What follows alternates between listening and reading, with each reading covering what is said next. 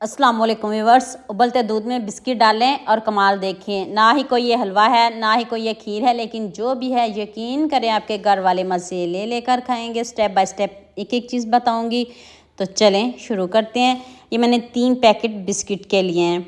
आपने भी बिस्किट मीठे होने चाहिए, नमकीन बिस्किट बिल्कुल भी नहीं लीजिएगा। जौन से मर्ज़ी ब्रांड के आप ले सकते हो। तो 3 पैकेट बिस्किट के होने चाहिए।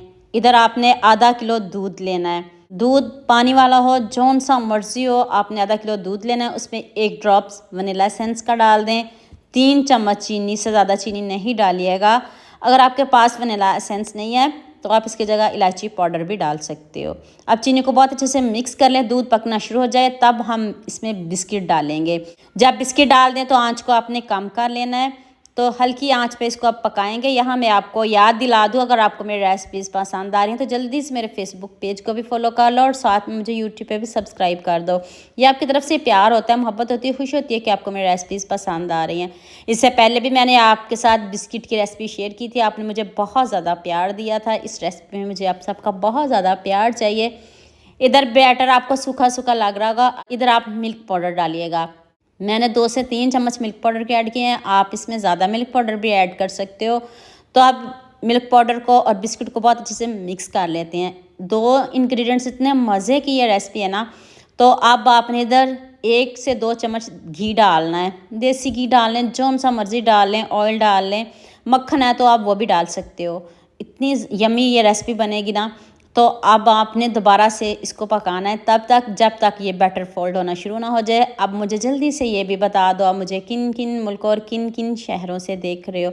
मुझे बहुत खुशी होती है जब आपके फेसबुक और यूट्यूब पर खूबसूरत से कमेंट पढ़ती हूँ।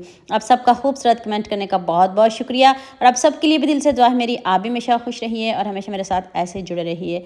हल्की आँच पर आपने इसको पकाना है, तेज़ आँच पर बिल्कुल भी नहीं पकाना। तो जो हमारी रेसिपी है वो डन हो गई है। अब आप इसको किसी प्लेट में निकाल लें, जिसमें भी निकालना हो उसको ग्रीस कर लीजिएगा। अब इधर अच्छे से हम इसको सेट कर लेते हैं। ऊपर से हम बादाम से इसको गार्निश करेंगे।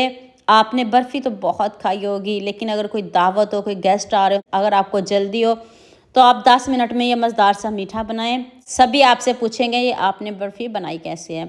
बर्फ़ी किसको नहीं पसंद, सबकी फेवरेट होती है, चाहे वो दूध से बनी हो, चाहे वो जैसे मर्ज़ी आप बनाएं, लेकिन बर्फ़ी मज़े की बननी चाहिए। एक बार बना के देखिएगा, आप बाज़ार से बर्फ़ी लाना छोड़ देंगे, जितनी मज़े की ये बर्फ़ी बनी है।